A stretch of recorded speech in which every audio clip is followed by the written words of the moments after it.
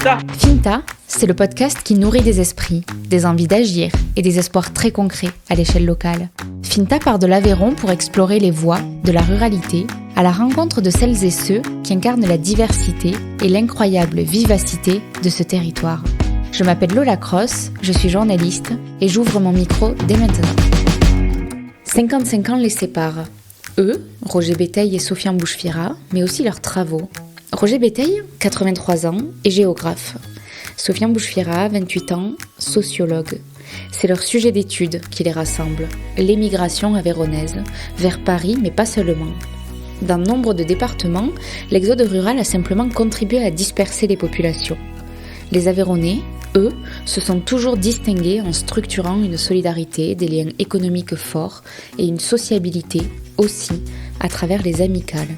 De l'histoire des bougnats, au XIXe siècle, jusqu'aux limonadiers des années 2000, Roger Béteille et Sofiane Bouchfira voient leurs travaux se mêler dans une certaine continuité. L'un s'est inspiré des recherches de l'autre suit de près l'actualisation des études de l'un. Car si Roger Béteille a été pionnier en la matière, il est encore aujourd'hui une référence dans les sciences sociales pour son étude des migrations. Au micro de Finta, c'est ce dialogue intergénérationnel autour d'une histoire qui a enjambé les siècles et désormais le millénaire que je vous propose d'écouter. Une histoire qui perdure, se réinvente à l'aune des changements sociétaux. Une interview à deux têtes, aussi longue que passionnante, que je vous invite à écouter en 2 épisodes. Voici le premier. Bonne écoute. Monsieur Béteille, Sofiane, merci beaucoup d'être là tous les deux aujourd'hui. Si on a voulu vous enregistrer ensemble, c'est parce que tous les deux vous vous intéressez à un sujet d'étude qui est assez similaire, même si c'est pas exactement le même. Donc Monsieur Béteille, vous êtes géographe. Vous avez été professeur de géographie et particulièrement à la chaire géographie humaine pendant des années. Vous êtes toujours sur Rodez et en Aveyron qui a été un de vos terrains d'études favoris.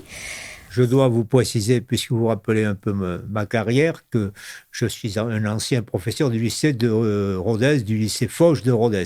Ah, ça se précise. Et je pense que parmi vos auditeurs, il y aura d'anciens élèves. Ah ben, j'en suis une et Sofiane aussi, je crois. Oui. Bon, mais pour le coup, lycée Foch, oui. Le lycée Foch nous réunit tous les trois. Et voilà. Et on n'est pas loin aujourd'hui, puisqu'on est juste à côté des archives, sur l'avenue Victor Hugo. Et donc, Sofiane, donc toi, tu es né en 94, donc 50 ans vous séparent tous les deux, à quelque chose près. Et Sofiane, toi, tu t'es lancé dans une thèse de sociologie sur les Aveyronnais de Paris, particulièrement la communauté aveyronnaise de Paris, et encore plus particulièrement le métier de la limonade, qui aujourd'hui ne représente plus l'entièreté de la communauté aveyronnaise à Paris. Donc, tu as pris cet angle-là, bon, on va être amené à y revenir. Développer, c'est un angle de sociologie historique, en effet, et avec une appétence particulière pour les entrepreneurs de la limonade. Ouais. La première question, elle est là, et elle est peut-être pour vous, Monsieur Béteille, tout de suite. Comment est-ce que vous en venez, vous, à vous intéresser aux Aveyronnais qui sont partis de l'Aveyron ? Eh bien, pour une raison très simple, c'est que j'ai entrepris une thèse de géographie avec quand même des orientations très nettes de géographie humaine et aussi un peu de sociologie, même si je ne suis pas spécialiste de la sociologie. J'ai d'ailleurs créé à la suite de cette thèse un concept particulier qui s'applique bien aux Aveyronnais, qui est celui d'espace humain, c'est-à-dire l'espace avec des éléments géographiques, mais aussi des éléments de vie, des éléments sociologiques. Et donc, j'ai travaillé sur ce sujet parce que dans les années 60, 70, 80, l'exode rural, les migrations intérieures des campagnards vers les villes était vraiment une très forte réalité qui a remodelé donc la géographie française et la distribution de la population française.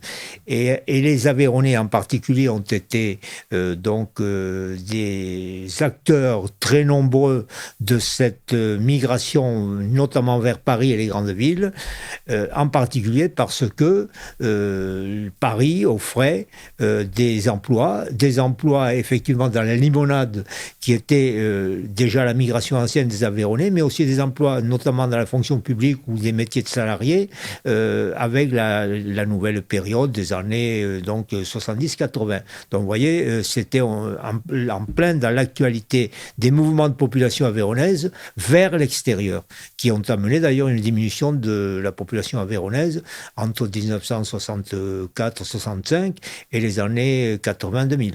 Donc là, voilà, vous, le début de votre thèse, c'est le début des années 60. C'est un moment où vous êtes jeune professeur ? Je suis jeune professeur à Rodez, notamment, au lycée Foch, comme je l'ai dit, et j'ai envie de voir ce qui se passe pour l'Aveyron. Donc, je m'intéresse, je prends des contacts avec des responsables politiques, des responsables économiques, avec les responsables de l'INSEE pour la population. Et là, je m'aperçois, je le vis d'ailleurs autour de moi, je m'aperçois qu'il y a un fort départ d'Aveyronnais vers l'extérieur. Et effectivement, on aboutit là à un sujet de thèse qui a été sujet original dans la géographie française à cette époque-là. Ok. Et vous ne vous cantonnez pas pour le coup aux Aveyronnais qui sont partis à Paris. Vous étudiez l'émigration. Moi, j'ai, si vous voulez, vu tous les aspects de l'émigration, avec bien sûr une descente vers le midi, comme on disait, une descente entre guillemets, qui était d'ailleurs ancienne, mais pas à ce niveau d'intensité, avec le déplacement vers toutes les grandes villes françaises, mais aussi massivement vers Paris, puisque par exemple, à cette époque-là, d'une part, il y avait les filières traditionnelles de la limonade, des cafés-restaurants à Paris, et d'autre part, il y avait un recrutement par concours des grandes administrations françaises, comme les postes, l'éducation nationale, la SNCF, toutes les grandes entreprises, et donc en particulier les entreprises publiques, la police, etc. Donc il y a vraiment un appel d'air vers Paris. Et d'ailleurs, pour les élèves de cette époque-là, en particulier dans le système d'enseignement rural avec les collèges, ce qu'on appelait les CEG, les collèges d'enseignement général, ou bien les cours complémentaires même avant, c'était des filières tout à fait organisées, puisque moi-même, si vous voulez, je suis une illustration de la manière dont fonctionnaient ces filières. Il y avait donc, après le BEPC, le brevet, il y avait une filière pour les postes, les concours des postes, qui recrutaient 3 ou 4 000 personnes par an en France. Et d'autre part, pour ceux qui avaient été un peu plus littéraires ou un peu plus, disons, orientés vers des spéculations un peu plus intellectuelles, eh bien, il y avait les métiers de l'éducation nationale, les métiers d'instituteurs, avec la possibilité de commencer instituteur dans un département rural, l'Aveyron ou autre, et ensuite, eh bien, par le système des concours, d'accéder à l'agrégation, au CAPES, à l'agrégation, et d'aller, comme je l'ai fait à l'université, de devenir professeur d'université, puisque... Mais c'est curieux quand il parle des concours des postes, qui était aussi une opportunité de monter à Paris. Demain, j'ai rendez-vous avec quelqu'un qui est justement monté à Paris par ce concours des postes. Donc, des gens qui étaient mariés, qui étaient en Aveyron.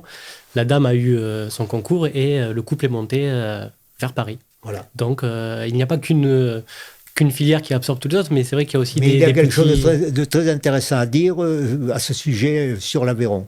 C'est que le Nord-Aveyron, qui avait ses filières organisées vers les limonades, n'a pas beaucoup pratiqué les départs vers l'administration. Par exemple, je crois qu'il n'y avait pratiquement plus de collèges au nord du Lot, au nord d'Espalion. Hein.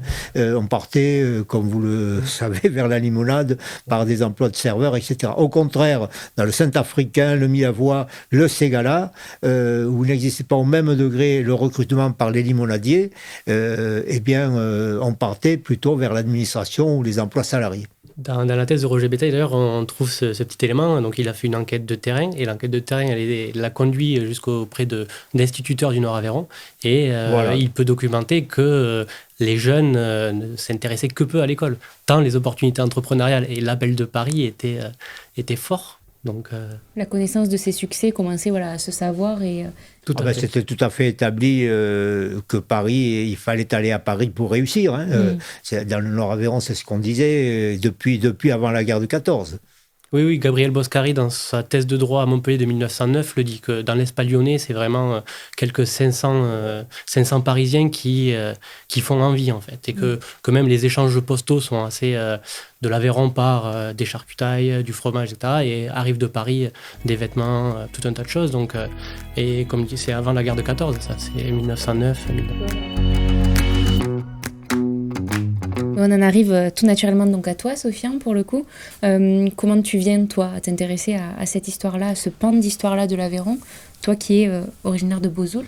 Ben justement, moi je voulais insister sur quelque chose qu'a dit Roger Béteille en préambule, qui était le concept qu'il a forgé d'espace humain, dans lequel en fait je me rends compte que c'est l'espace dans lequel je vis. Roger Béteille expliquait justement que par les migrations successives, les Aveyronnais ont élargi leur espace de vie, qui n'est plus simplement les frontières administratives de l'Aveyron, mais qui vont jusqu'à Paris. Et moi j'ai pris conscience de ça par mon arrivée au collège d'Espalion, à l'Immaculée Conception à Espalion, et en ayant vu ces Parisiens. Le vendredi après-midi, nous n'avions pas cours, nous allions dans Espalion, et nous pouvons entendre des accents qui étaient un peu différents des nôtres, donc des accents d'anciens Parisiens qui étaient venus à la retraite à Espalion, pardon. Mais le plus marquant, c'est peut-être ce défilé de voitures immatriculées 75, 92, 77, qui, printemps arrivant, arrivaient à Espalion. Et donc, on pouvait saisir un peu cette histoire entre l'Aveyron, justement le Nord Aveyron, la vallée du Lot et Paris. C'est quelque chose qui reste en filigrane. Et quand je suis parti pour mon Erasmus en Espagne, je me suis davantage documenté sur la région que je venais de quitter. Et pour se documenter sur la région de l'Aveyron, c'est Roger Béteille. C'est tout le travail qu'il a fait sur une quarantaine d'années. Et donc, je me suis commandé des livres, je les ai lus. Et pour la petite histoire, quand j'ai rencontré Roger Béteille en novembre 2018, j'avais lu Rouergue, Terre d'Exode, mais pas sa thèse, qui est beaucoup plus riche que Rouergue, Terre d'Exode. C'était la version grand public, Rouergue, Terre d'Exode. Voilà, on retrouve, mais donc, quand on se plonge dans la thèse, c'est vraiment exceptionnel, très enrichissant. Et donc, je me retrouve avec ce travail fait dans les années 60-70. Et à côté de ça, en prenant des nouvelles de quelques amis du collège d'Espalion, je leur demande qu'est-ce qu'ils deviennent. Et un premier me dit je fais garçon de café à Paris, un second. Je rentre en Aveyron et tu avais sorti au même moment ton article sur les bougnats s'accrochent aux zinc.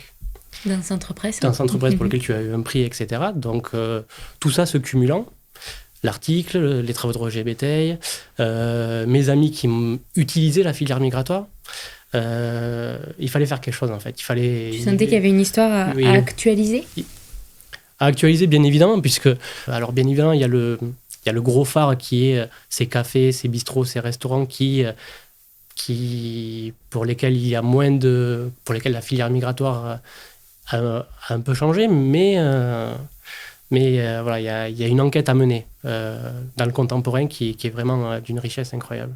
Oui, et puis les Aveyronnais, donc en particulier les Aveyronnais à Paris, ont mis en place un véritable système de vie qui, comme l'a dit Sofiane, joint donc le départ du pays natal vers Paris, donc une relation géographique qu'on peut avoir dans n'importe quelle région, mais qui joint aussi des rapports de type sociologique avec les histoires familiales, les mariages entre Aveyronnais de Paris, etc., etc., et également le côté économique, puisque, si vous voulez, toutes ces activités de la restauration, de l'hôtellerie, étaient structurées dès le départ pour réussir à Paris, et donc il s'accompagnait d'échanges d'argent, de prêts, etc.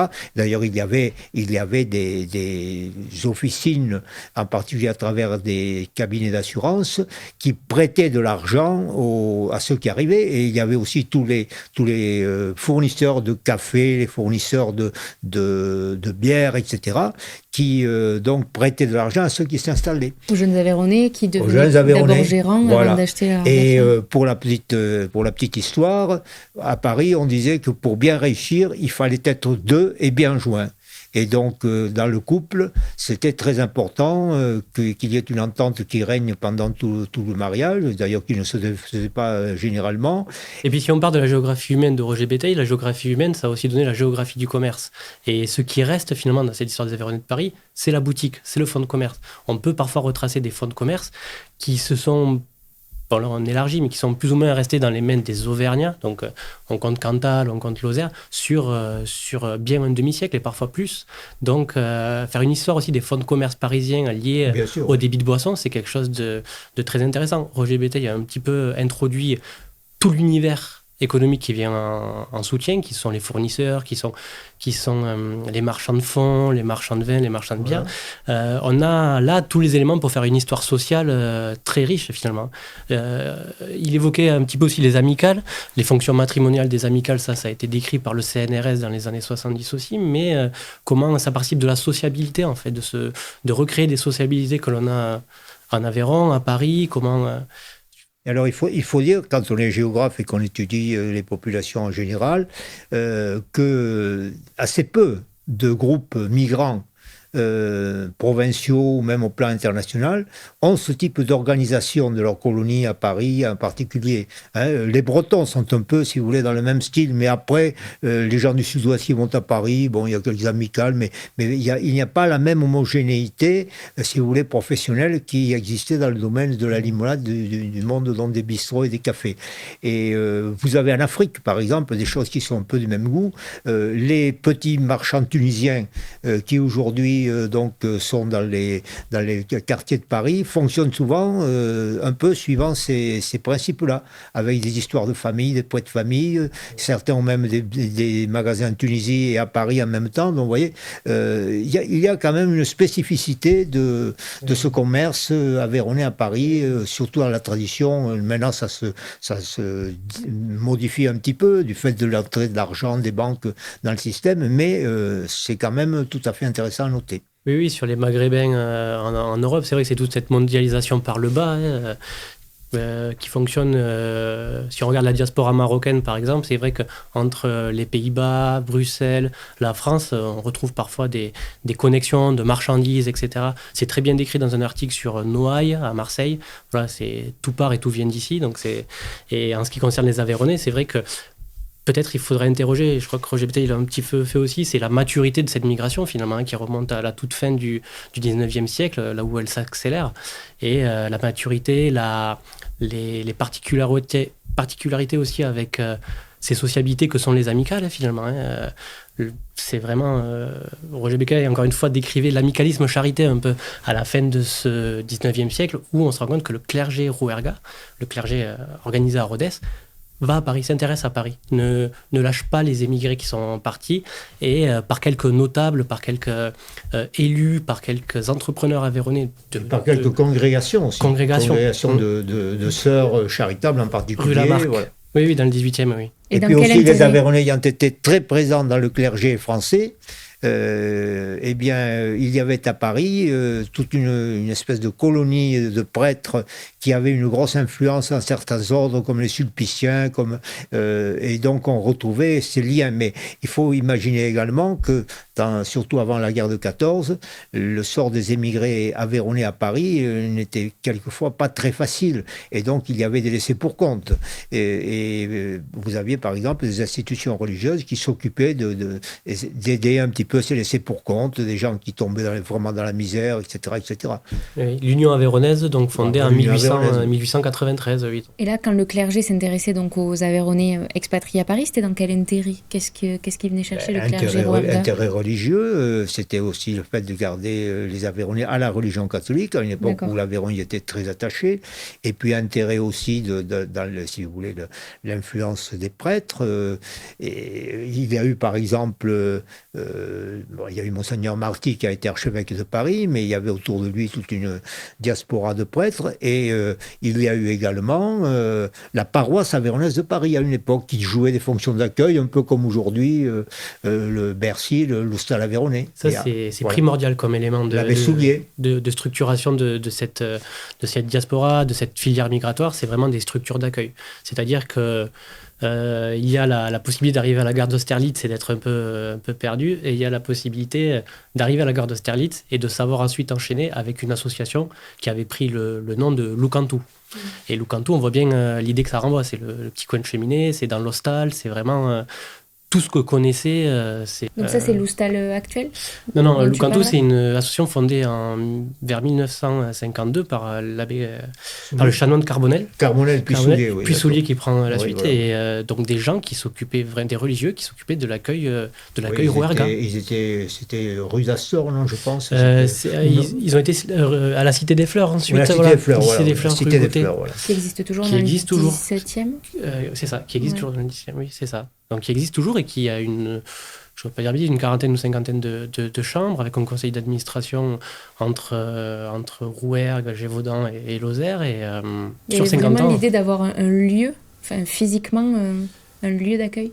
C'est d'abord une association et l'accueil se faisait comme l'écrivait le chanoine Soulier dans les bars, en fait, dans les bistrots. Et il y a un bar particulier qui aujourd'hui qui est au 1 Place Bastille et 49 boulevard Henri IV. Donc c'est encore une brasserie aujourd'hui, c'était la brasserie Henri IV et les jeunes avaient pris une petite habitude de se retrouver dans cette brasserie. Et puis ensuite ils se sont structurés, une association de loi 1901, puis ils ont acheté quelques terrains avec le 1% patronal. Et ils ont monté des murs, des murs pour pouvoir conserver justement, comme disait un peu si Monsieur Béteille, pouvoir conserver la foi catholique chez les immigrés, quoi. Donc ça, c'était à quelle période ? Alors l'association Cantou, c'est 1952 et la fin du chantier de la Cité des Fleurs, c'est 1967. Ça me permet de rebondir peut-être, toi Sofiane, quand tu te lances dans cette thèse et dans ces travaux dans lesquels tu es actuellement, hein, tu es à peu près à la moitié de ton chemin contractuel. On ne sait pas, oui, contractuel, oui. Monsieur Béteille, il a mis 10 ans pour faire la sienne, peut-être que je mettrai... Donc là, toi, ça fait quoi, 1 an et demi, 2 ans ? 1 an et demi, 2 ans, mais bon, oui, plus loin, si tu vois, je disais que je lisais ton article en 2016, donc j'avais des pistes, mais non, oui, ça fait 2 ans que... Disons 2 ans que j'y suis. Ouais. Oui. Et avec quelle question de départ est-ce que tu pars ? C'est un petit peu ça, c'est celle que j'avais pas identifiée quand j'étais au collège Espalion, mais comment monte-t-on à Paris en fait ? Qu'est-ce qui fait que certains y vont, certains n'y vont pas ? Qu'est-ce qui fait que certains y réussissent, certains n'y réussissent pas ? Qu'est-ce qui fait que... Enfin, plein de choses. Et finalement, cette question, elle a évolué par la recherche qui avance par tâtonnement, elle évolue. Et aujourd'hui, ce serait plus essayer de comprendre comment ça se maintient, en fait. Comment tout ça tient encore aujourd'hui, comment tout ça, c'est quoi ? C'est la solidarité ? On parlait juste précédemment du foyer de la Cité des Fleurs. Et M. Béteille évoquait l'Oustal. L'Oustal, c'est quelque chose qui est inauguré en 93, qui est encore en place. Donc pourquoi c'est encore là ? Pourquoi M. Béteille disait aussi que les Bretons avaient une diaspora aussi numériquement importante, etc., avec un clergé aussi organisé. Mais les Bretons, on n'a pas de traces... on n'a pas... C'est pas conservé dans les mêmes dimensions en fait. De liens aussi forts. De liens, oui. Non, mais donc, moi je m'intéresse à la limonade parce que j'ai 4-5 amis qui sont repartis dedans avec des vrais projets entrepreneuriaux, de prendre des locations gérances, de tenir des commerces. Parfois très jeunes, vers 24-25 ans, ils étaient engagés dans ce processus-là et donc de comprendre pourquoi ça se maintient.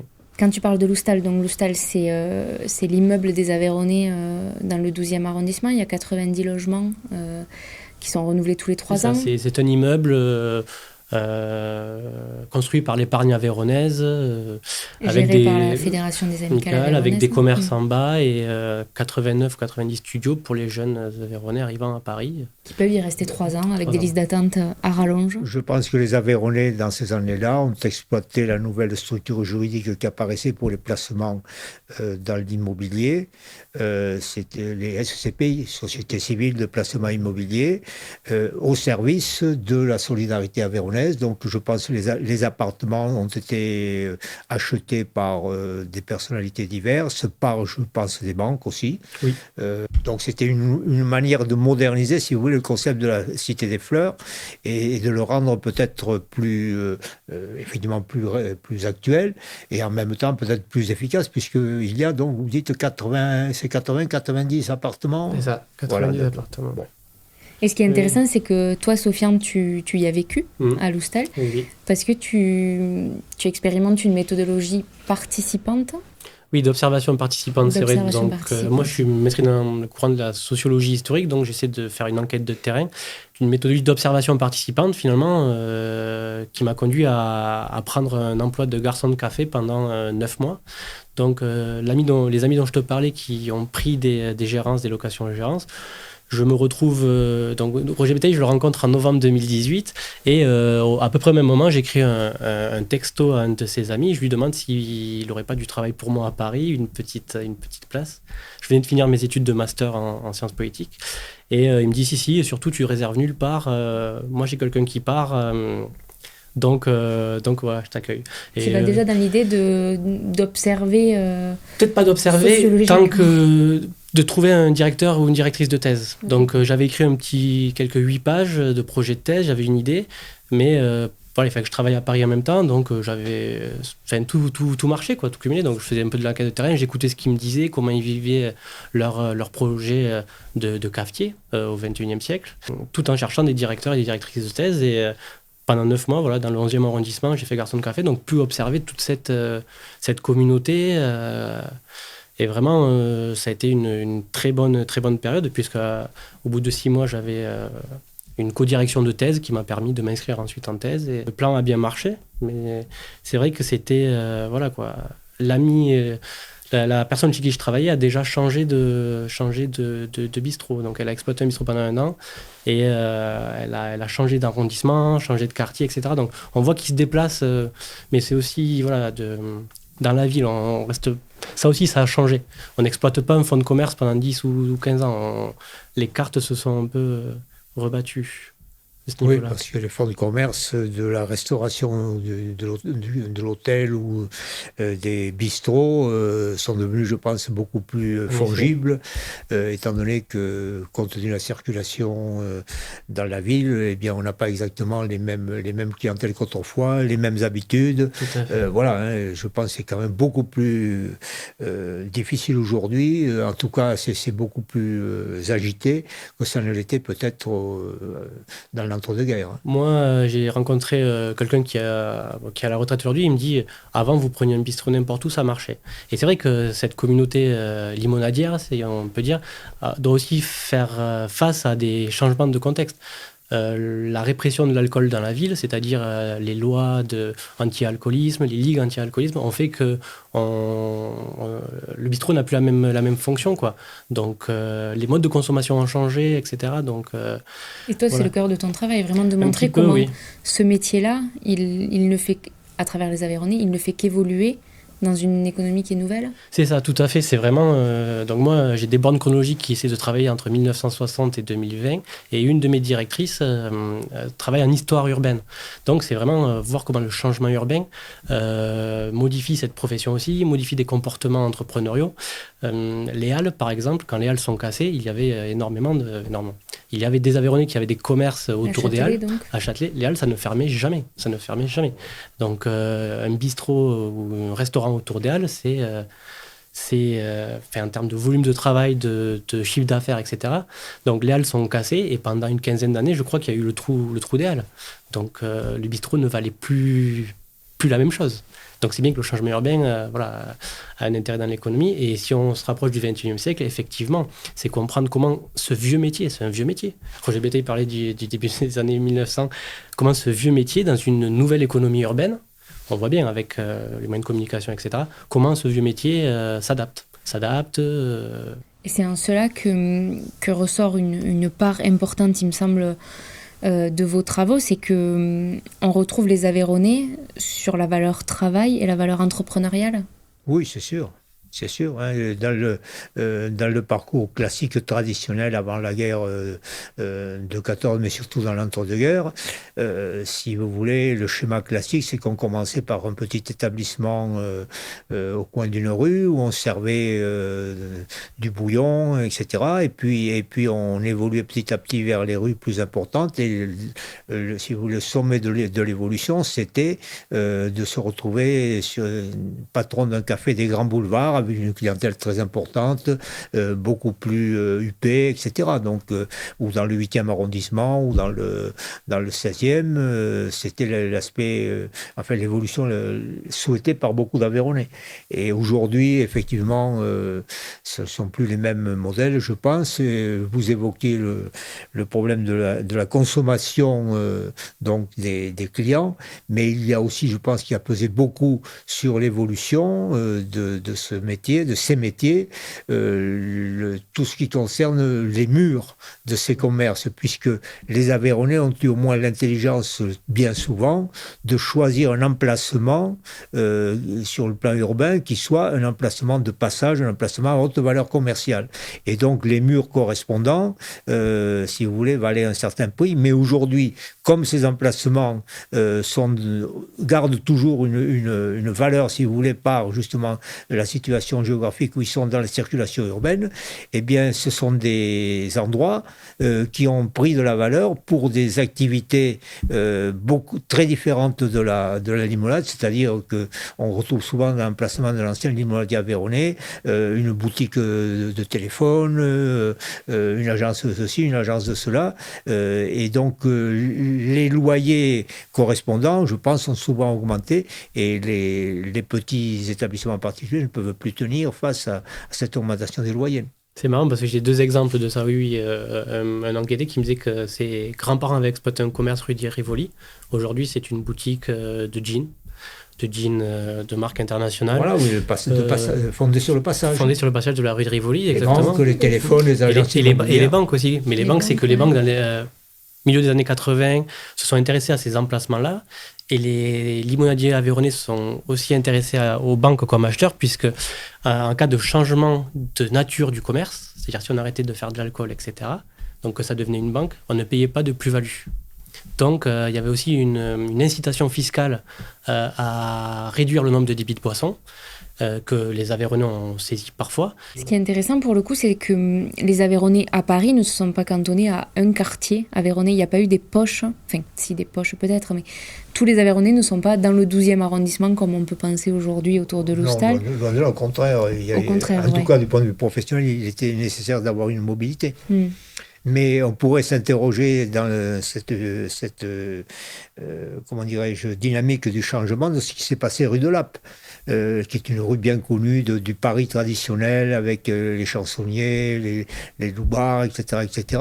À l'entrée de la rue de Lappe, il y avait un hôtel qui s'appelait l'hôtel de la Truyère. Hein.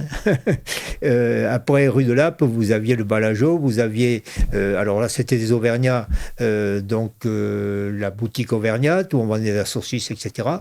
Et moi, j'ai eu la rue de Lappe, quand je faisais mes enquêtes à Paris, j'y passais très souvent, et c'était encore typiquement auvergnat. Il y avait par exemple un fabricant de zinc, donc de comptoir, qui était aveyronnais, et j'ai passé ensuite peut-être 10 ans sans entrer rue de Lappe. La dernière fois que j'y suis revenu, le changement était absolument total, absolument total. Le Balageau avait disparu, certaines fenêtres, certains commerces avaient des devantures murées, et j'ai l'impression qu'il y avait eu un remplacement par d'autres types de commerces beaucoup moins dynamiques que les Aveyronnais ou les Auvergnats qui était rue de Lappe. Parce que rue de Lappe, c'était la vieille émigration auvergnate qui avait commencé au début du 19e siècle et qui avait en particulier pour origine les casseurs de ferraille, les ferrailleurs des impasses qui se trouvent justement branchés sur la rue de Lappe, comme on dit, des passages.